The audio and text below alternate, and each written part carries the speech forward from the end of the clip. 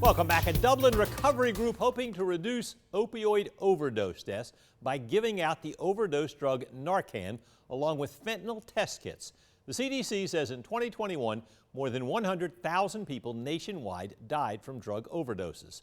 That's why the recovery group Rise Up opened a free distribution box available to anybody, anytime. Celine Arif shares how it works.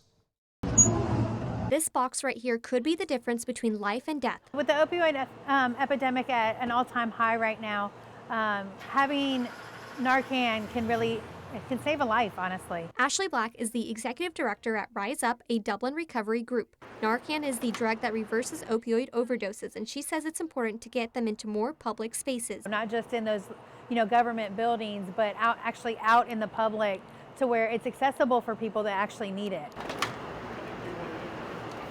The box has two types of Narcan, an injectable version and a nasal spray. It also has fentanyl test strips that detect fentanyl and other substances.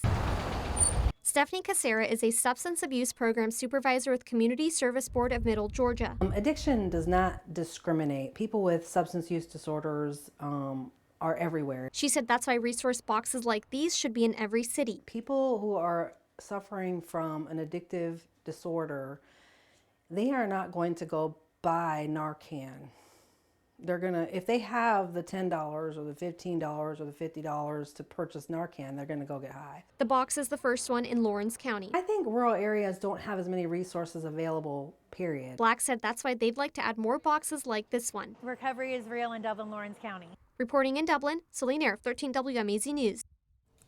The box is at Bobby's Food Mart on North Jefferson Street in Dublin. Black said the Atlanta organization Georgia Overdose Prevention is supplying the Narcan.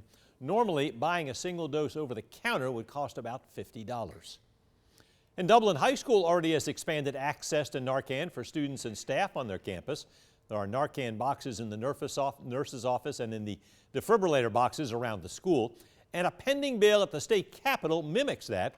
Under Senate Bill 395, all local school systems or public schools, including charter schools, would be required to purchase and maintain a supply of opioid reversal drugs on campus, and they would have to keep them in a secure location where an individual could have an opioid overdose. That bill right now is in the Georgia House.